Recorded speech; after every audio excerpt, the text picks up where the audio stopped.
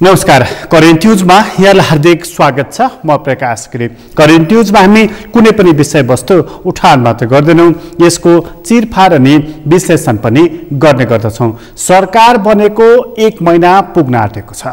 1 महिना पुग्न लाग्दाखेरि पनि सरकारले मन्त्री परिषद विस्तार गर्न सकेको छैन र बल्ल तल उसले न्यूनतम साझा कार्यक्रम सार्वजनिक गरेको छ र न्यूनतम साझा कार्यक्रम सार्वजनिक गरिसकेपछि अब उसलाई मन्त्री परिषद विस्तार गर्नको लागि कति समय लाग्नेछ? अहिलेको चुनौतीपूर्ण घडीमा सत्ता साझेदार राजनीतिक दलहरूको बीचमा कसलाई मन्त्री बनाउने र कुन मन्त्री उपयुक्त हुन्छ भन्ने ढङ्गबाट सहमति नहुनु विडम्बनापूर्ण घटना हो। यो घटनाले सरकार समयअनुसार चलिरहेको छैन अथवा सत्ता सहयात्री राजनीतिक दलहरूले समयको पदचापलाई ध्यान दिन सकेका छैनन् भनेर यसले सङ्केत सन्देश दुवै दिइरहेको छ।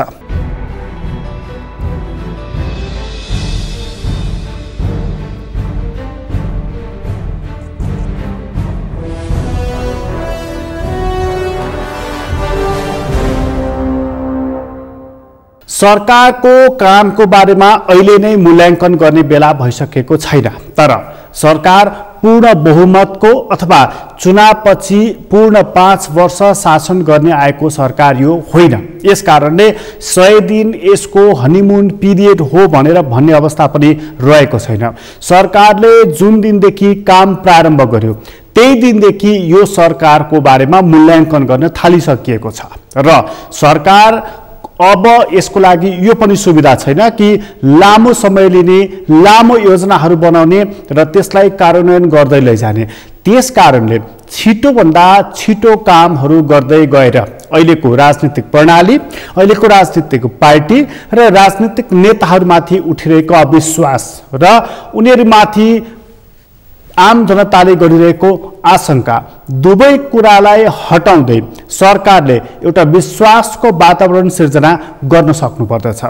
त्यो काम तब मात्रै सरकारले गर्न सक्दछ जब ऊ पूर्ण हुनेछ, परिपूर्ण हुनेछ।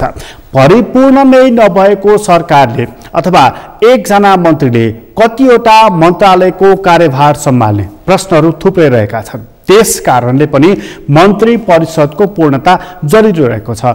मन्त्री परिषदको पूर्णता नहुनको लागि स्वयं नेपाली कांग्रेस जिम्मेवार हो कि सत्ता सहयात्री माओवादी जिम्मेवार हो कि अथवा यो भन्दा पर जसपा अथवा नेकपा एमालेको एउटा हाङ्गो अथवा राष्ट्रिय जनमोर्चा को हो त जिम्मेवार भन्ने कुरा पनि अब खुट्याएर हेर्नुपर्दछ र यो जति विलम्ब हुन्छ सरकारमाथि प्रश्नहरू त्यति धेरै हुँदै जानेछन्। सरकारले काम बिगारोस् नबिगारोस् तर मन्त्री परिषद अपूर्ण रहँदाखेरि त्यसैमाथि पनि प्रश्न हुन्छ। अर्थात् सरकार स्वयंले एउटा मन्त्री परिषद पनि बनाउन सक्दैन भनेदेखि त्यो गठबन्धन, त्यो सरकार कसरी टिक्ला, त्यो सरकारले कसरी बदलिदो जनताको आकांक्षालाई पूरा गर्ला, कसरी अहिलेको चुनौतीको सामना गर्ला भन्ने प्रश्नहरू उठ्नु स्वाभाविक नै हो। त्यसैले आजको अङ्कमा हामी चर्चा गर्नेछौँ सत्ता गठबन्धनको बारेमा र गठबन्धनका चुनौतीहरूको बारेमा र स्वयं प्रधानमन्त्री शेरबहादुर देउवाको क्षमताको बारेमा पनि। र कार्यक्रमको सुरुवातमा चाहिँ हामी एउटा विश्लेषणात्मक रिपोर्ट यहाँ प्रस्तुत गर्दैछौँ।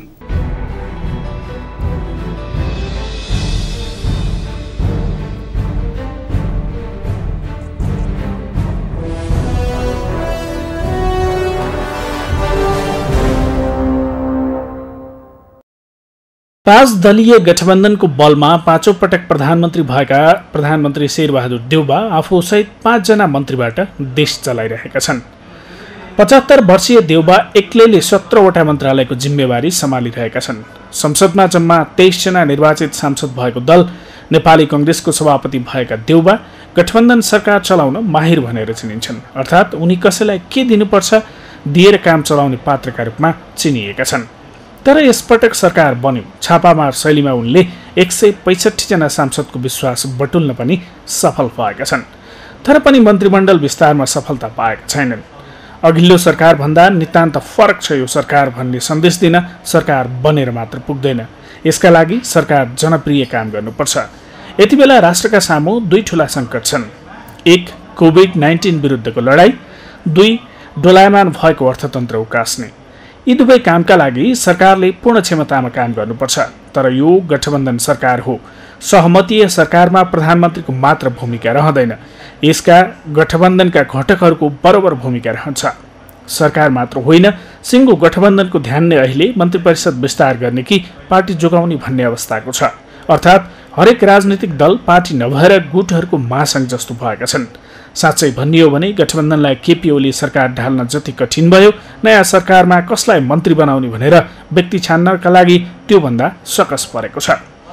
केपी ओलीको सरकारले राम्रो काम गर्न सकेन भनेर तीव्र असन्तोष भएपछि बनेको यो नयाँ सरकारले कामको थालनी न्यूनतम साझा कार्यक्रम तयार पारेर गर्नुपर्थ्यो। सरकारले के गर्ने र यसका लागि गठबन्धनकारी शक्तिबीच कस्तो तालमेल हुनुपर्ने भन्ने तय हुनुपर्थ्यो। बडा लोसो पारामा न्यूनतम साझा कार्यक्रम बल्ल तयार भएको छ। यसले राम्रो सन्देश दिएको छैन। हुन त गठबन्धनकारी शक्तिले मन्त्री परिषद गठनमा ढिलाइ नभएको तर्क पनि गर्न सक्छन्। तर कस्तो अवस्थामा सरकार बनेको छ र यसका सामुन्नेका चुनौती कस्ता छन् भन्ने कुरालाई हिक्का राख्नुपर्छ।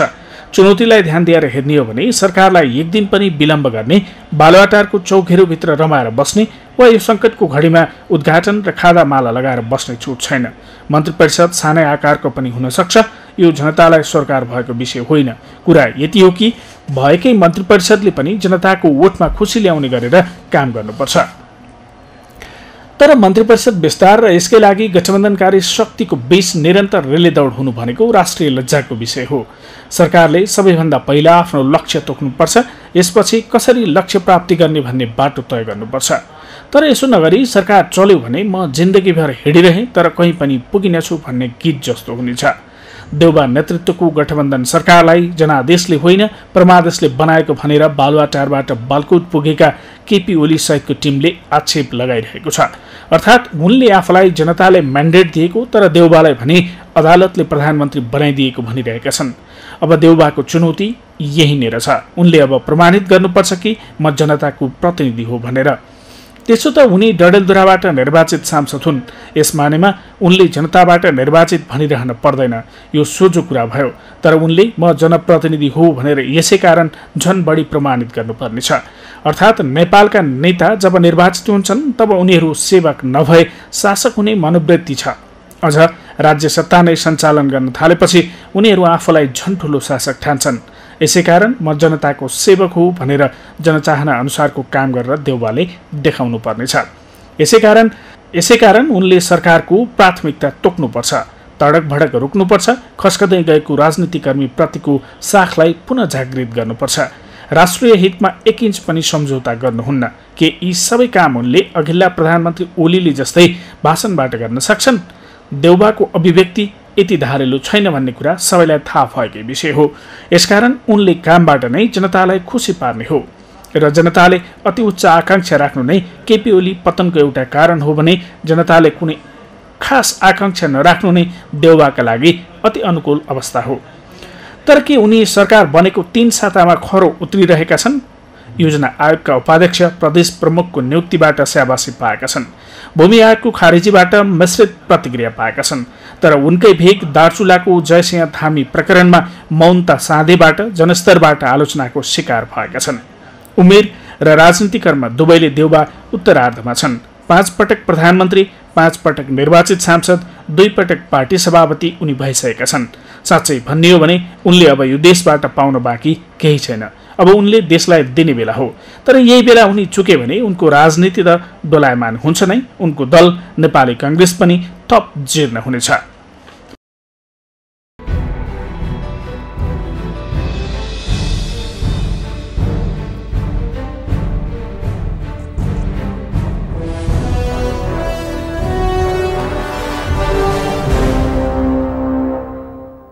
सरकारको क्षमता कति हो, सरकारले के गर्न सक्यो, कति गर्न सकेन, अहिले मूल्याङ्कन गरिहाल्नु हतारो हुनेछ। किनभने जुन सरकारले पूर्णता नै पाएको छैन त्यो सरकारको बारेमा मूल्याङ्कन गर्नु हतारो हुनेछ। तर यो सरकारलाई कहिलेसम्म छुट हुनेछ अपूर्ण रहिरहने र यो सरकारलाई कहिलेसम्म छुट हुनेछ, हामी सत्ता सहयात्रीहरू छलफल गरिरहेका छौँ, पूर्णता दिनेछौँ मन्त्री परिषदलाई भन्ने यो प्रश्न अब सरकार सत्ता सहयात्री दलहरूमाथि तेर्सिएको छ। र अब हामी चाहिँ चोखो छौँ, फलानु चाहिँ बिटुलो छ यो भनेर उम्कने पनि सरकारलाई सत्ता गठबन्धनलाई छुट रहेको छैन। अहिलेसम्म सत्ता गठबन्धनले यसमा छुट यसकारण पाउँदै आएको छ कि हामीले न्यूनतम साझा कार्यक्रम तयार गरिरहेका छौँ, त्यो पुरा भएपछि मन्त्री परिषदलाई आकार दिन्छौँ भन्ने उनीहरूको एउटा भनाइरहेको छ। तर यो कुरा उनीहरू मुखले बोलिरहेका छन्, पेट बोलीमा चाहिँ माधव नेपाल समूहको पनि साथ र समर्थन र गठबन्धनमै आबद्धता रहिरहोस् भन्ने उनीहरूको मूल चाहना रहेको छ। त्यो विषय निर्गौल नहुँदाखेरि सत्ता गठबन्धन मन्त्री परिषदलाई पूर्णता दिनबाट चुकिरहेको छ। माधव नेपाललाई कुरिरहँदाखेरि कङ्ग्रेस र माओवादीले मन्त्री परिषदलाई पूर्णता नदिएका हुन् कि यो बहाना मात्रै हो त, यो पनि उत्तिकै महत्त्वपूर्ण प्रश्न रहेको छ। तर त्यो प्रश्नको बारेमा जानुभन्दा अगाडि उनीहरूले महिना दिन लगाएर न्यूनतम साझा कार्यक्रम तय गरेका छन् र यो 16-17 महिना चल्ने सरकारको न्यूनतम साझा कार्यक्रमले के भन्दछ, के बोल्दछ, उनीहरूले के गर्ने लक्ष्य लिएका छन्, त्यो कुरा यहाँ प्रस्तुत गर्दछौँ।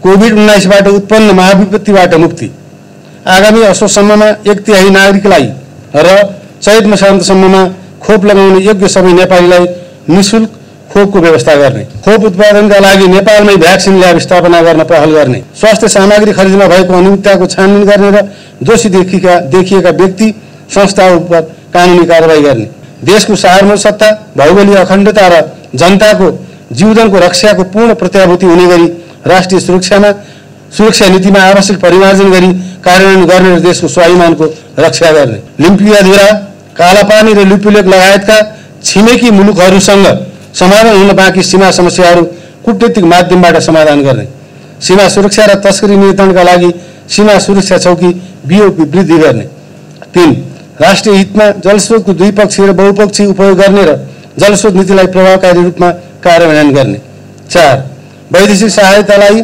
बजेटरी प्रणाली मार्फत सरकारको स्वामित्व र नेतृत्व हुने गरी भौतिक पूर्वाधारको निर्माण लगायतका राष्ट्रिय प्राथमिकताको क्षेत्रमा परिचालन गर्ने, 5 राष्ट्रिय हित प्रतिकूल रहेका सन्धि सम्झौताहरूको पुनरावलोकन गर्ने, 6 सुरक्षा अङ्गको व्यावसायिकतामा जोड दिने मनोबल उच्च बनाउन आवश्यक साधन स्रोत उपलब्ध गराउने, सङ्घीयताको कार्यान्वयन र सङ्घीय लोकतान्त्रिक गणतन्त्रको सुदृढीकरण, सङ्घीयता कार्यान्वयनका लागि 3 तहका सरकारको क्षेत्राधिकार र अन्तर सम्बन्धलाई संविधान बमोजिम कार्यान्वयन गर्ने, संविधान बमोजिम प्रदेशलाई हस्तान्तरण गर्न बाँकी रहेका विभिन्न मन्त्रालय मार्फतका निकायहरू हस्तान्तरण गर्ने, संविधानको भावना अनुसार भूमिहीनहरूलाई भूमि उपलब्ध गराउने, कृषि मजदुर, मुक्त कमैया, हलिया, बाँधा र भूमिहीन किसानको आर्थिक सामाजिक उत्थान र बसोबासको व्यवस्था गर्ने, भूमिको उत्पादन र उत्पादकत्व बढाउन वैज्ञानिक भू उपयोग नीति प्रभावकारी रूपमा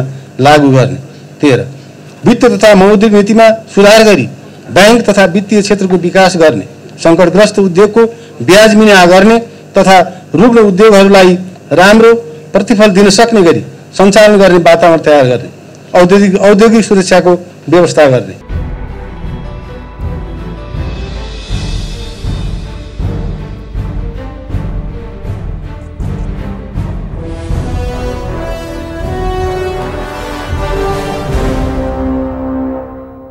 अबको 6 देखि 7 महिनाभित्र निर्वाचन हुनेछ स्थानीय तहको, त्यसपछि यो मुलुकलाई निर्वाचन लाग्नेछ, त्यसको अर्को साल यो देशले निर्वाचन भोग्नेछ, अर्थात् अबको 1.5 वर्षपछि नेपालमा आम चुनाव हुनेछ, 6 महिनापछि नै स्थानीय तहको चुनाव हुनेछ र पुरै माहौल राजनीतिक माहौल चुनावी माहौलमा परिणत हुनेछ, बदलिनेछ। त्यसकारणले यो स्थानीय तहको चुनाव लगतै सरकार चुनावी सरकार जस्तो हुनेछ, उसको प्रमुख ध्यान नै चुनावमा हुनेछ। त्यो भन्दा अगाडिको ध्यान चुनावको वातावरण बढाउने कुरामा हुने हो कि कोभिडको सङ्कटलाई कसरी नियन्त्रण गर्ने भन्ने कुरामा हुने हो कि अहिलेको आर्थिक सङ्कटलाई कसरी तह लगाउने, कसरी नियन्त्रणमा काबुमा राख्ने भन्ने हो, कुन चाहिँ सरकारको ध्यानको विषय हो, यो एउटा सवाल रहेको छ।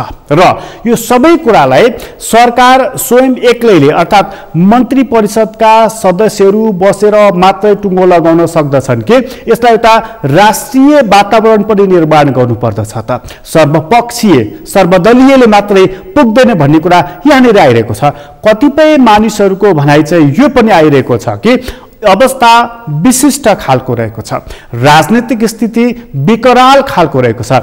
त्यसै कारणले यही सरकारलाई सहमतीय सरकारको आकार स्वरूपमा परिणत गर्न सकियो भनेदेखि राष्ट्रिय सङ्कटलाई चिर्नको लागि महत्त्वपूर्ण भूमिका खेल्न सकिन्छ, सक्नु पर्दछ, त्यसो गर्नु पर्दछ भनेर मानिसहरू भन्न पनि थालेका छन्। कतिपय राजनीतिक दलकै नेताहरू पनि यस्तो कुरा बताइरहेका छन्। तर सत्ता गठबन्धन नै रहने कि नरहने, गठबन्धनमा को रहने, सरकारमा को जाने, को बाहिर बसेर शुभेच्छुक हुने भन्ने कुराको निर्क्यौल नहुँदाखेरि राष्ट्रिय सहमतिको सरकार भन्ने कुरा परको विषय हुँदै जानेछ। तर सरकारले सबैलाई समेट्नु परेछ, किनभने स्थानीय तहदेखि प्रदेशदेखि केन्द्रको समेत निर्वाचन गराउनु पर्नेछ।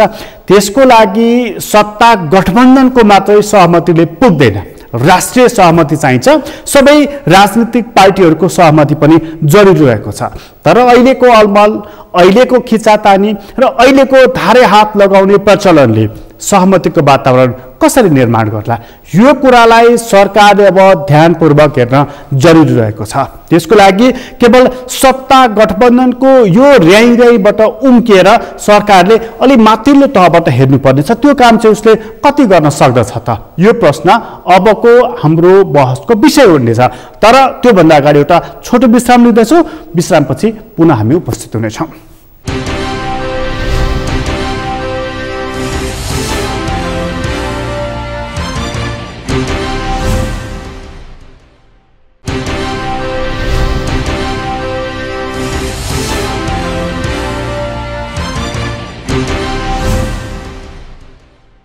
विश्रामपछि पुनः स्वागत छ। हामी करेन्ट न्युजमा छौँ र करेन्ट न्युजमा चर्चा गर्दैछौँ सत्ता गठबन्धनका अनेक सकसहरू रहेका छन्। स्वयं प्रधानमन्त्री शेरबहादुर देउवाको बारेमा पनि प्रश्नहरू गर्न थालिएका छन्।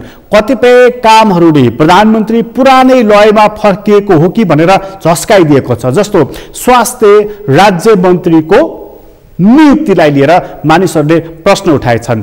डाक्टर गोविन्द केसीको चेतावनी यसै बीचमा आइसकेको छ, यदि निर्णय सच्याइएन भने अनसन बस्छु भनेर। केही अन्य त्यस्ता निर्णयहरू पनि छन्। खास गरी प्रधानमन्त्रीको सचिवालयले प्रधानमन्त्रीको व्यक्ति पूजनमा लागेको भनेर खुबै धेरै आलोचना भइरहेको छ। हुन त प्रधानमन्त्री मलाई मनपर्छ भनेर भन्न पाइन्छ, तर त्यो स्वतःस्फूर्त मानिसहरूले प्रधानमन्त्रीको काम मन पराएर भन्ने कि यस्तो कुराहरू भजनको रूपमा गाउन लगाउने सवाल त्यहाँनिर रहेको छ। यसकारण प्रधानमन्त्रीको सचिवालयको बारेमा पनि प्रश्नहरू उठ्न थालेको छ। सरकार बदलियो तर भजन मण्डली चाहिँ उस्तै रहेछन् भनेर प्रधानमन्त्रीमाथि प्रश्न गर्न थालिएको छ।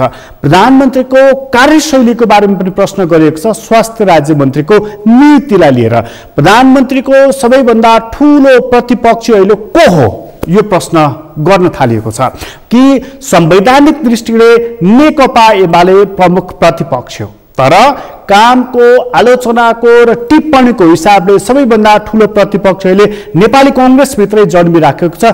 जुन कुरालाई प्रधानमन्त्रीले कति नियालेर हेरिरहेका छन्, प्रश्नहरू यसरी पनि गर्न थालिएको छ। र प्रधानमन्त्री केही बदलिएको हो कि भन्ने संकेत र सन्देश पनि यस बीचमा आएको छ। त्यो सन्देश र संकेतको रूपमा एउटा युवाहरूसँग प्रधानमन्त्रीले गरेको छलफललाई पनि लिन सकिन्छ। प्रधानमन्त्रीले आफूले गरेको काममा गल्ती भएछ, अब गर्दिन भनेर गरेको जुन आत्मबोध छ त्यसलाई पनि सन्देशको रूपमा लिन थालिएको छ।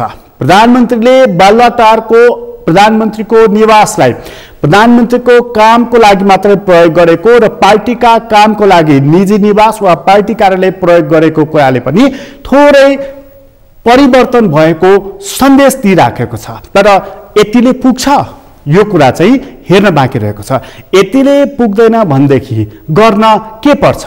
अहिले सानो कुराबाट नै खुसी हुने अवस्था रहेको छ।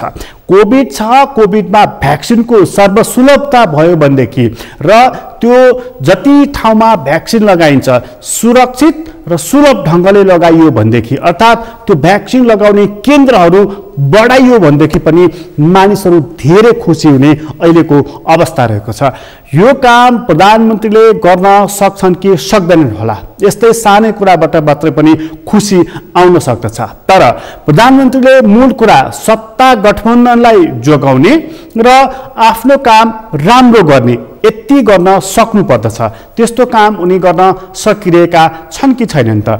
उनले माधव नेपाललाई कुरेका हुन् वा माधव नेपालको प्रष्टै सन्देश शेरबहादुर देउवालाई दिइसकेका छन् त? सवाल यहाँनिर पनि रहिरहेको छ। तर स्वयं माधव नेपालले चाहिँ अघिल्लो प्रधानमन्त्री भन्दा यी प्रधानमन्त्री ठिक छन् भनेर प्रशंसा गरेको अहिलेको अवस्था रहेको छ। त्यस्तो बेलामा यो गठबन्धन कति टिक्छ त? स्वयं माधव नेपालको भनाइ यहाँ प्रस्तुत गर्दैछौँ।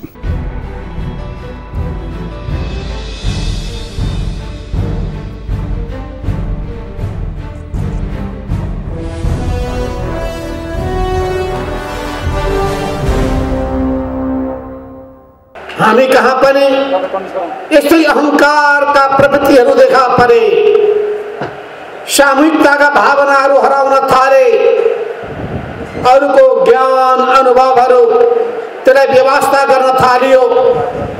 मै सबै थोक जान्ने सर्वज्ञानी हुँ भने अहंकार घमण्ड बढेर गयो र हाम्रो पार्टी नेकपा एमालेमा समस्या देखा पर्यो। त्यो समस्या हामी हल गर्न चाहिरहेका छौँ। तर के हल गर्नका लागि रोगको सही पहिचान गर्नलाई हामी तयार छौँ। रोगलाई निको पार्नका लागि हामी तयार छौँ। हो त्यही उद्देश्यका खातिर हामी पार्टीलाई फेरि नयाँ जीवन दिएर माथि उठाउन चाहन्छौँ। पार्टी सक्लो देखिन्छ, भित्र कुहियो भने केही काम छैन। हेर्दाखेरि फलफुल राम्रो देखिन्छ, भित्र कुहिसकेपछि त्यसो केही काम हुँदैन। सोभियत सङ्घको पार्टी कुहिसकेका थियो, गोर्बाचोभले कुहाइसकेका थियो, फटक्क गल्यो, सिद्धिएर गयो। त्यसो हुनाले पार्टी क्रान्तिकारी हुनुपर्दछ, क्रान्तिकारी विचार बोकेर अगाडि बढ्नु पर्दछ, क्रान्तिकारी उद्देश्य राखेर अगाडि बढ्नुपर्छ। म तपाईँ पिपुल्स भोलिन्टियरहरू, जनवर्गीय सङ्गठनका तपाईँहरूका प्रत्येक जिल्लाका अगुवा साथीहरूलाई भन्न चाहन्छु, चाहे जी फन्डको होस्, चाहे अनुराग शिविरको होस्, चाहे खेलकुद महासङ्घको होस्, युवा सङ्घको होस्, प्रत्येक जनसङ्गठनका साथीहरूलाई भन्न चाहन्छु, तपाईँहरू आफ्नो उद्देश्यमा प्रष्ट हुनुहोस्। तपाईँहरू अरूले जस्तो बाँदर नाच ननाच्नु होला। बाँदर नाच नाच्ने काम अरूलाई दिनुहोस्। तपाईँहरू मानवमा हुनुपर्ने राम्रो गुण लिएर अगाडि बढ्नु होला, ईमानदार बन्नु होला, असल संस्कार भोग्नु होला, अरूको मान मर्यादा राख्नु होला, परिवारको इज्जत धान्नु होला, समाजको इज्जत बढाउनु होला, देशको प्रतिष्ठा बढाउनु होला। तब हामीले गौरवका साथ भन्न सक्नेछौँ, हामीसँग जोडिएको युवा सङ्घ नेपाल, हामीसँग जोडिएको अनुराग शिविर, हामीसँग जोडिएको नेपाल खेलकुद महासङ्घ र हामीसँग जोडिएको जी फन्ड लगायत पिपुल्स भोलिन्टियरहरू गौरव गर्ने लायक छन्। अहिले हाम्रो पार्टीमा केही समस्याहरू आएका छन्, गम्भीर समस्या आएको छ। यत्रो जनताले पत्याएको पार्टी, जनताले भोट दिएर जिताएको पार्टी, 2/3 बहुमत आएको पार्टी हेर्दा हेर्दै कुम्चिएर पुगेको छ। के भयो मङ्गले आफ्नै ढङ्गले भएको कुरालाई नदेख्ने, दोष जति सबै आरोप जतिहरूतिर लगाउने यो प्रवृत्ति हामीमा हुनु हुँदैन। हामीमा आत्मचिन्तन गर्ने बानी हुनुपर्दछ। कमजोरी त्रुटि छन् भने त्यसलाई महसुस गर्ने बानी हुनुपर्छ। ती कमी त्रुटिहरूलाई हटाउने साहस हुनुपर्दछ। आफूलाई सुधार गर्न सक्ने आँट हुनुपर्छ। मान्छे हो, त्रुटि हुन सक्दछ। त्रुटि नभएको कोही पनि हुँदैन भने मान्दछ। तर कोही ज्यात्रा हुँदा रहेछन्, जति साबुनले धोए पनि के भन्छन्, केही हुँदैन भए जस्तै भइरहेको हुन्छ। जतिसुकै तेल दले पनि त्यो सोझो हुँदैन के भन्छन्, सबैमा दोहोऱ्याउन चाहनु। मैले सङ्केत मात्रै गरेको हो, बुझिसक्नु भएको हो। त्यसैले हामी चाहन्छौँ सबै सुध्रिउन्, सबैको मती फिरोस्, सबै राम्रो दिशामा अगाडि बढौँ। हाम्रो कोसँग त विरोध छ, व्यक्तिगत विरोधै केही पनि छैन।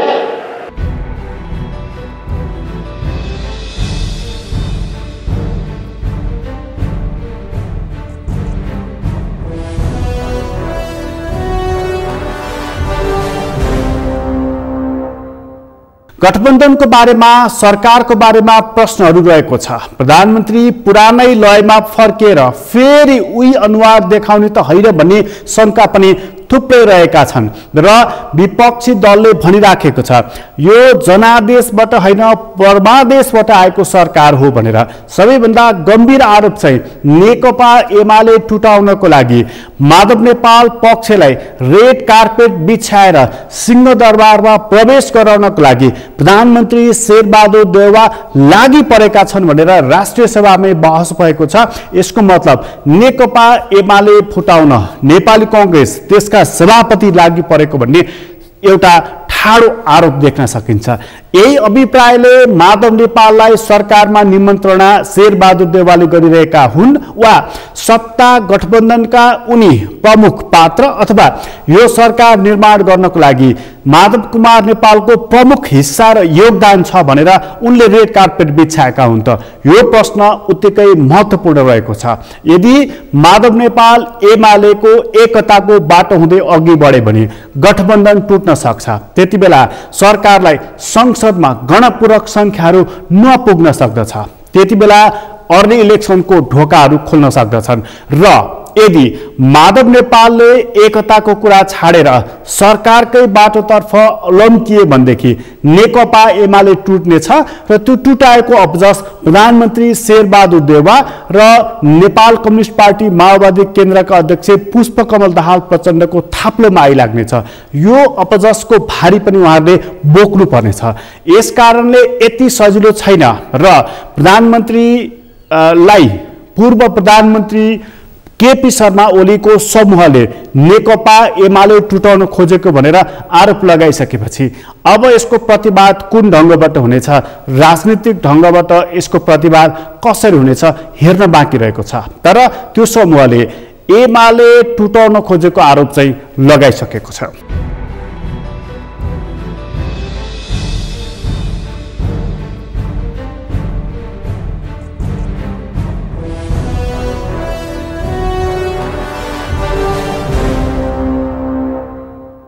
यो लोकसेवा आयोग सम्बन्धी यो संशोधन सम्बन्धी विधेयक एकदमै जरुरी थियो, ढिलै भइसकेको छ, अहिले आएको छ। म स्वागत गर्न चाहन्छु। यसमा सरसर्ती आज सैद्धान्तिक छलफल भएको भएर म 3टा मिसिङ लिङ्कहरू मात्रै यहाँ राख्न चाहन्छु। पछि हामी दफावार छलफलमा बढी छलफल गर्नेछौँ।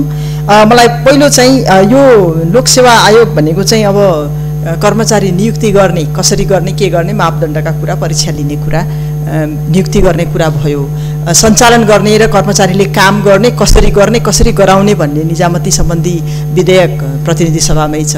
आई थिंक यो दुईटालाई सँगै राखेर हेर्नुपर्छ जस्तो मलाई लाग्छ। त्यसपछि बल्ल हामीले हाम्रो कर्मचारी तन्त्रलाई कसरी प्रभावकारी बनाउँछौँ, कहाँनिर मिसिङ छ, के गर्न सुधार गर्न सक्छौँ भनेर हेर्न सक्छौँ। त्यो भएर प्रतिनिधि सभाले त्यो अर्को विधेयक निजामती कर्मचारी सम्बन्धी विधेयक पनि पठाइदिएदेखि सजिलो हुन्थ्यो भनेर म यहाँ ध्यान आकर्षण गराउन चाहन्छु।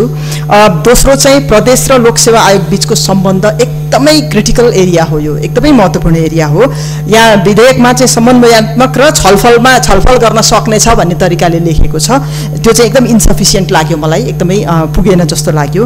यसमा चाहिँ विशेष गरिकन यो क्षमताका कुरा, त्यसपछि चाहिँ न्यूनतम मापदण्ड कस्ता हुने, न्यूनतम चाहिँ हाम्रो प्रक्रियाहरू कस्तो हुने कर्मचारी हायर गर्नको लागि, यस्ता खालका विषयमा सँगै बसेर काम गर्नुपर्ने भएको हुँदाखेरि यस्ता खालका विषयमा पनि चाहिँ एउटा मापदण्ड बनाइनेछ भन्ने खालको चाहिँ एउटा केही राख्नुपर्छ जस्तो मलाई लाग्छ। अघिल्लो माननीयजीहरूले निकालिसक्नु भएको छ समानुपातिक समावेशिताको कुरा, लैङ्गिक समावेशिताको, जातीय भौगोलिक, हामी विभिन्न प्रकारको समावेशिताका कुरा गरेका छौँ संविधानमा। आरक्षणको पनि व्यवस्था छ, तर बारम्बार आरक्षणको विषयलाई अदालतमा लैजानुभन्दा लोकसेवा आयोग र कर्मचारी सम्बन्धी विधेयक त्यो दुईटैमा समावेश गरेर प्रष्ट पारेर लैजानुपर्छ जस्तो मलाई लाग्छ।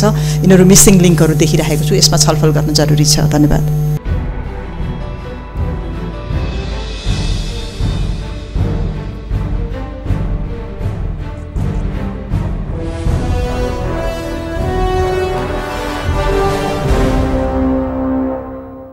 प्रधानमन्त्रीलाई सत्ता गठबन्धन टिकाउनु पर्ने एउटा जबरजस्त बाध्यता छ।